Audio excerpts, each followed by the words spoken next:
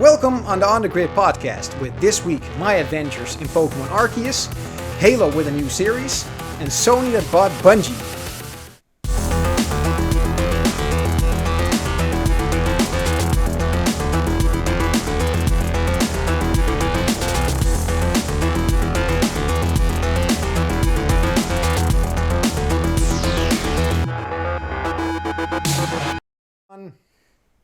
Hey guys, welcome back with yet another episode of the Game Grid with George. Hello. And with me, Armando. And for this week, we're curious what George did. Well, I've been playing some God of War lately. Yeah? Just wanted to walk through the story again, so put it on like medium difficulty and just walk right through it. So it was pretty fun, and just how amazing that story is. And yeah, like it makes me happy for God of War 2. Like, I'm hoping it's going to be something really great. Is this the one, by the way, that was on sale at the Action? Oh yeah, that's the same God of War, yeah. So if you were one of the lucky ones, then you got a great bargain. But this is one of the greatest the way they tell the story is one of the greatest things ever. Like, and especially with God of War, because the old God of War craze was always mad. Like, I'm gonna kill you, Zeus, and blah, blah, blah. Well, now, it's really a story about a father and a son. Yeah, you see that more often. I look at these movies on Facebook then, and you see that there's way more story now. It's almost like a movie that you're just anticipating it. And it's a really deep story. Like, it's really emotional. It got me choked up a few times. The way you see, like, Kratos trying to be a good dad and trying to be better than his dad and not trying to push on the circle of violence. Yeah. So yeah, I'm really amazed by it and can't wait for God of War 2. And I also got my displays in, so I got one of Horizon, God of War, and two more. I just forgot. We're probably gonna see in the channel. You're gonna see. I'm waiting to unpack them for an unboxing. So that's nice. You will see that in the coming days, because I really can't wait that long anymore. Yeah, I've seen these plates. I think like 3 or 4 years ago. Yeah, and that was from I think a Batman movie, and that was freaking awesome. Yeah, they were really, really, really nice. They also had those limited editions, and they only have like 1,500 of them. And they had one of the which I wanted to buy for myself, but there was no way I was gonna get one. And there was one of Halo I wanted to get for you, but also that wasn't that there. Was also sold out. So stay tuned for some more displays unboxings. And what about you? What have you been up to? Well, I haven't been playing too much multiplayer this weekend. Yeah. But yeah, I started Pokemon, so I continued playing Pokemon. And, gotta catch them all. Yeah, and I gotta say, I enjoyed it really much. The game is, what I already told last week, is completely different from what we've seen the last couple of years, or from the starting, actually. And the only thing that I think is a little bit like, this could have been better. You constantly, it doesn't really matter to which ground you go, because you're traveling between different countries, lands, whatever you call it. And you constantly see the same Pokemon. And especially at night. Yeah. Because the time is just constantly going forward. And then it's afternoon, it's midnight. And you hear these really nice sort of tunes, music. Yeah. When it switches over from a specific part of the day. But when it's night, for instance, the only thing you will find are like sort of wild cats and sometimes ghastlies and Zubats. And that's what you're finding almost in every piece of land. And when it's like the normal daytime, then you can see different Pokemons, but still a lot of the Pokemons are still the same. So that's something that I would have... Because there are so many Pokemons. There are over 800 Pokemon. Yeah. So why is it that hard then? Because I think I catch now over 4 pages of Pokemon. Yeah. And now I'm just constantly like, okay, this one I already have, this one I already have, this one I already catch twice, or maybe even 3 times. Is there a benefit to catching them more than once? Yeah, because this game is way more based to the Pokedex than actually just catching them. Yeah. Because you actually have to show how many you catched. If you catched a man or a woman, if you catched a female or a male, or if you saw specific movements that they did, if you have bigger specimens. And that's a really important part of this thing, because when you go back to this professor, he is going to look into your Pokedex and he awards you for these points that you found out. And is that something you have to do to progress in the story? Yeah, because you need ranks, and you can only win these ranks by filling your Pokedex with new data. So that's one thing that I think they could have done a little bit better. I did learn that, or found out that you are able to catch all the starter Pokemons later in the game. So that's actually really cool. Yeah, because almost in every Pokemon game this sucks. That you start off with a Pokemon and you're like, I don't want this one. Yeah, and even if you want it, then you still want the other ones as well. And with this game, that's not a problem. So later in the game, you are able to find these Pokemon. So that's nice.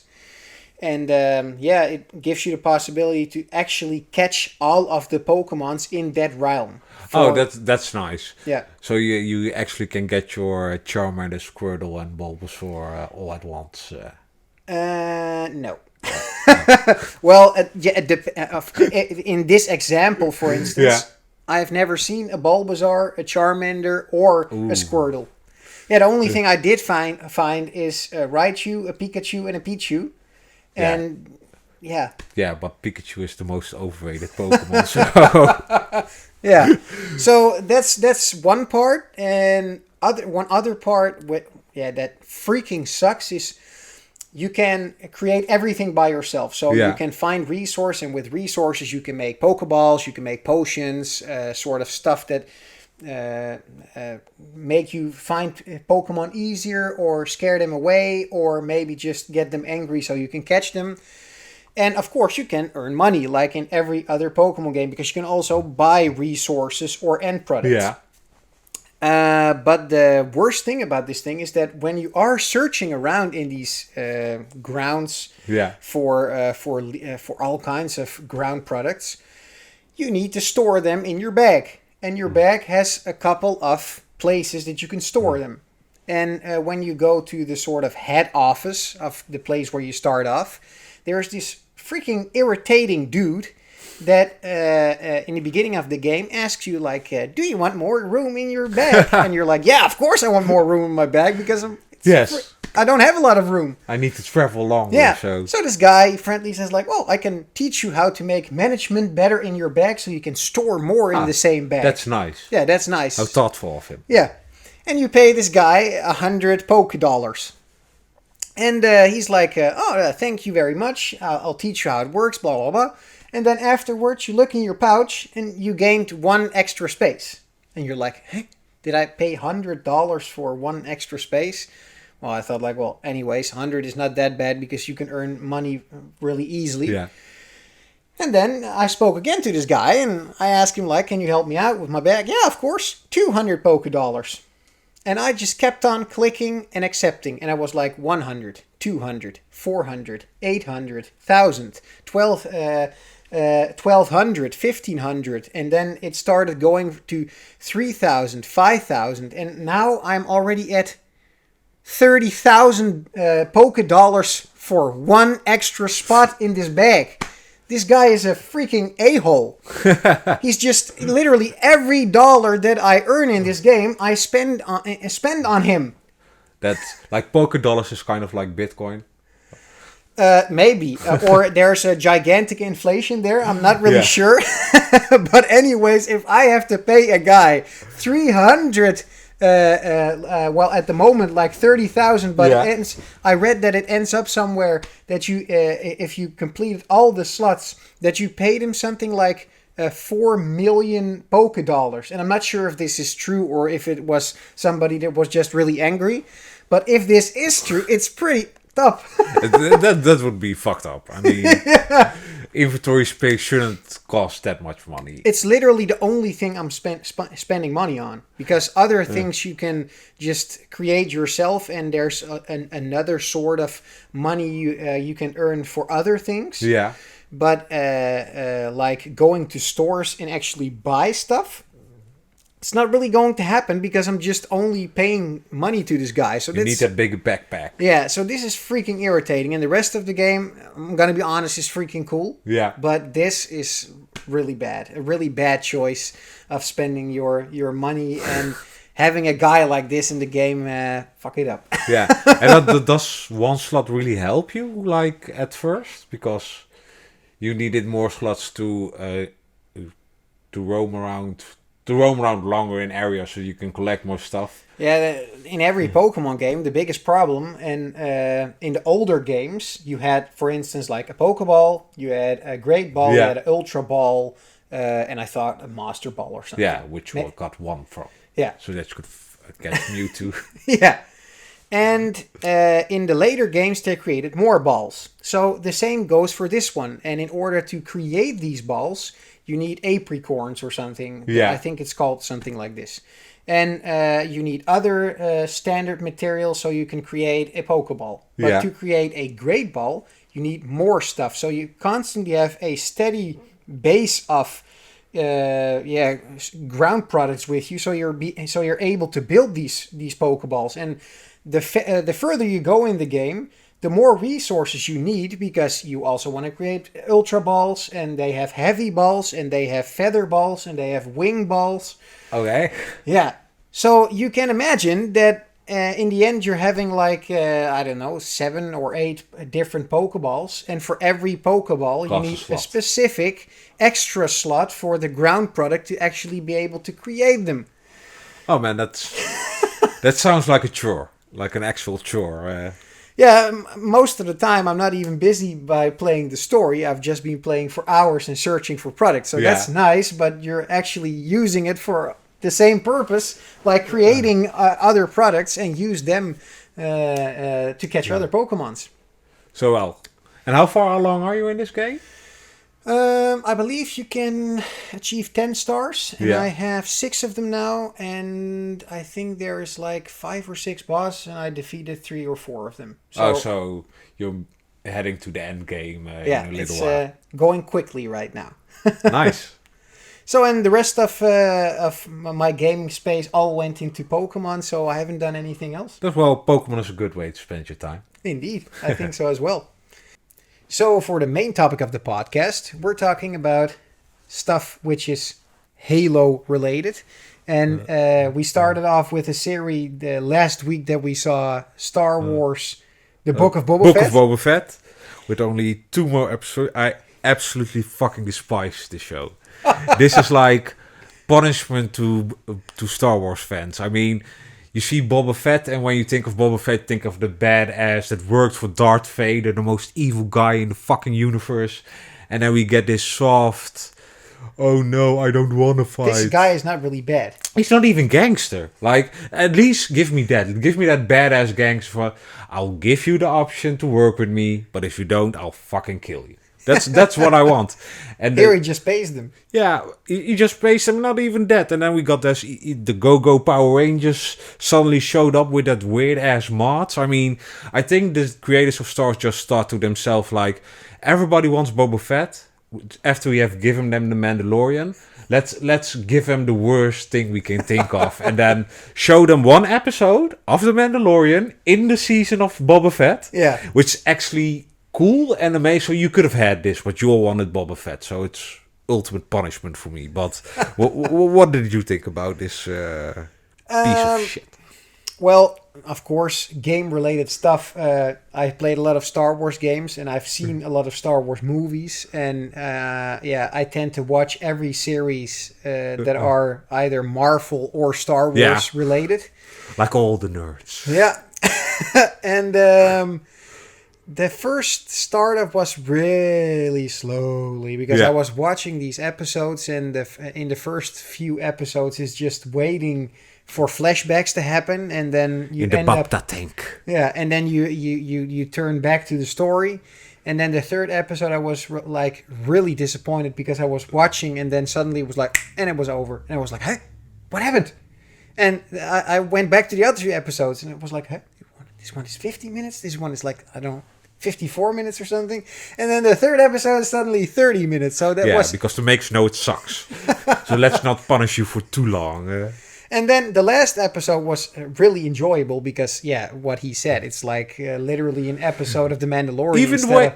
Even the way it started, like that badass opening scene where he walks into the butcher shop and he tries to fight with the lightsaber, but he can't handle it, so he hurts himself. I mean, that's all I wanted, man. Chops people into pieces. But he struggles with it, You see his journey progressing and missing that little Baby Yoda thingy. I mean... Yeah, and then this is probably the best way to make the jump. But I was looking at this series, and then I think like after the first 10 minutes or something, he was on a Halo planet. It was actually on a Halo ring. It looked like a Halo ring. So I was a little bit like, huh? What's this? And the story progressed really nicely, and of course the cool. What do you call it? This sort of thing that he flies in. Oh, his new spaceship. Let's call it a spaceship. With the light speed button. That was a fun scene. Yeah. And the only bad thing about it was the last part where that chick from Boba Fett showed up to recruit him, and he was like, I'll do it for free. But first, I have to go see someone. So if I don't get my Baby Yoda this episode, because we're recording this on Wednesday, so tonight we're both gonna watch it, I need my Baby Yoda. Yeah. And, the perfect timing, actually, because the new Halo trailer came. Yes. And that was another Halo-related thing. Yes. And you know what the nice thing about the Halo trailer is? Well... It can't be worse than Boba Fett, so at least we'll get an upgrade. But what did you think? You're our big Halo fan here, so you also read the books and are deep into the lore of Halo. So, what does a big fan of Halo think of this trailer?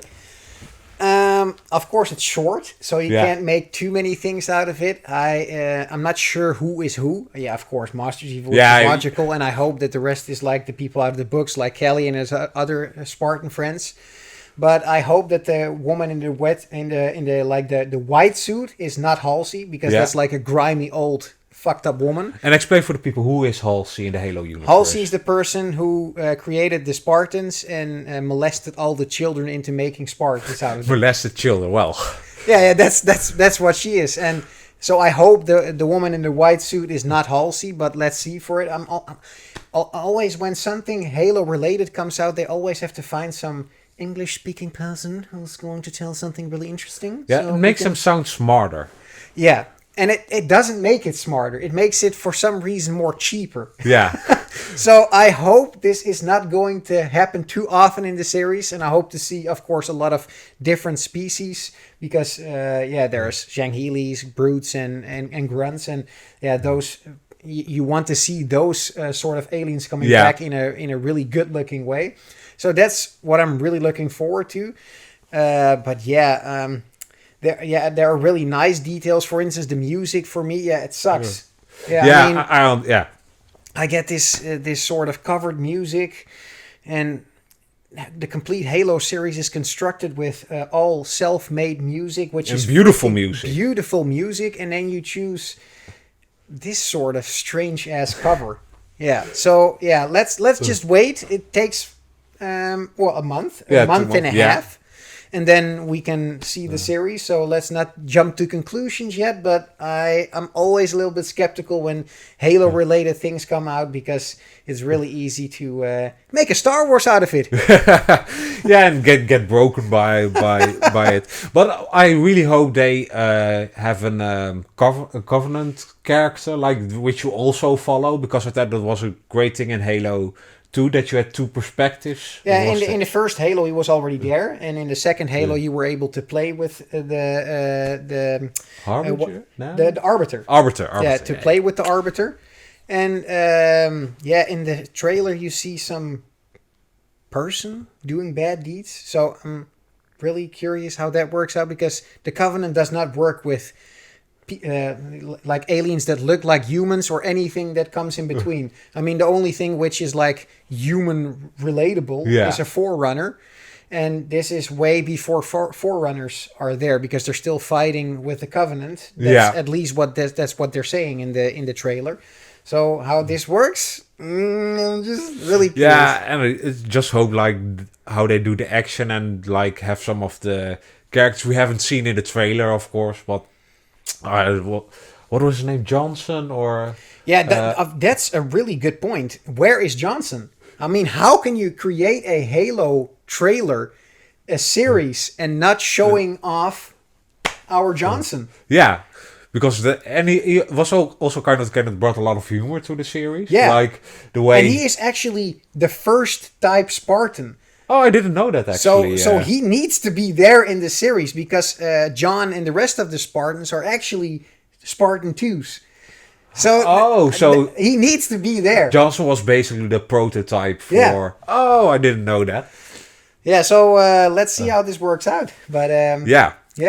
I'm really curious how this series gonna work out, but I have good faith in it. It looks good, like the quality of the show, like the at least it's not. It doesn't look like only CGI shit. It looks like an actual good series. Yeah, so it doesn't look cheap. That's what it looks like. It looks like they have the money only in cheap it. accents. Yeah, and I hope they really deliver on it and kind of keep true to the Halo story, because it is a first-person shooter. There's a lot they could interpret, but there's a lot they should stay true on. I think so too. And also to make the perfect jump, Halo was created by Bungie, and there was another news item this week, which is actually game related. Yeah, because Bungie got bought by Sony. So it's actually funny to see how big game developers are being bought by Microsoft, and Sony's now like, we have to do something. Yeah. Well, to be fair, a deal like that's probably in the works for a long time. Probably, yeah. So, but also they probably gave some extra. The timing of the news is like, let's wait a few weeks because we don't have $70 billion to spend, but our 3.6 billion. Let's just wait a few weeks because that. Yeah. But I think it's a really great thing they did because PlayStation doesn't have kind of that Halo or Destiny kind of gameplay in their universe, and the thing I really hope is that they give the chance for making a new IP. Yeah. Because I think, Halo you can't use, and Destiny, it's kind of done. I mean, we had our fun with it, and I think Destiny feels like a game which is not Halo, but is Halo. And like gameplay-wise, it feels like Halo, and it actually feels really good. I never really played 2, but I really played a lot of Destiny 1, and the gameplay was absolutely amazing. Like, and if they can bring that in a game, and then have like one of those PlayStation stories in it, like God of War or The Last of Us, or something deeper, I would really enjoy that. So, and it's also nice that because I was a little bit like not sure how Sony would handle this. Yeah. From the perspective that in the past Sony was really easy with saying like, okay, we bought someone, and now you won't see any shit on other consoles anymore. And Sony on the first spot, they immediately said like, if we make an IP, we're still going to release it on other consoles, because this is what Microsoft done as well the last couple of how do you call it, company bought outs. But it's always curious how this ends up. If you give Bungie enough time, they can deliver fantastic games. I think, and I kind of hope they do the same with Bungie, like give them some more freedom. I know all of us are like, they have to make a shooter, but if those guys are thinking like, no, we want to make something completely else, let them make something just else. Create anything, because when they started off working on Halo wasn't a first-person shooter. Halo started off with being a strategy game, and they in the end they changed it to a first-person shooter, and it turned out to be a great game. But let them do their thing. Yeah, let them be creative. Yeah, don't always jump to conclusions that easily. Just let them do their thing, and let's see what happens. I mean, I do think it's a little bit funny that they got bought by Sony, more because they were owned by Microsoft for a lot of years after they created Halo.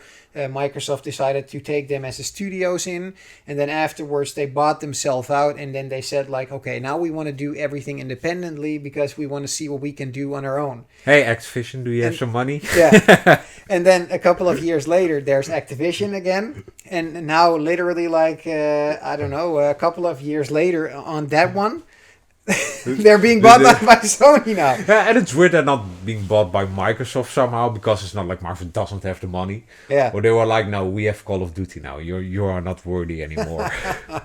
Yeah. I also thought that the comments on the internet were funny, where people were like, "The Master Chief Collection comes to PlayStation now." I was like, guys, you still don't know that the whole Halo IP is with Microsoft, and that Microsoft creates his Halo games now by 343 Industries. Yeah, and it's like, it could come to PlayStation if Xbox Game Pass came to PlayStation. Yeah. So, and I don't think we're there yet. So maybe one day, but that would actually be really amazing. Yeah. Well, I think that's all for this week, because there's not a lot of other news. So I think we have to do it like this and just end the series for now. So I hope you enjoyed watching again, and we'll see you next week again. Bye. Bye-bye.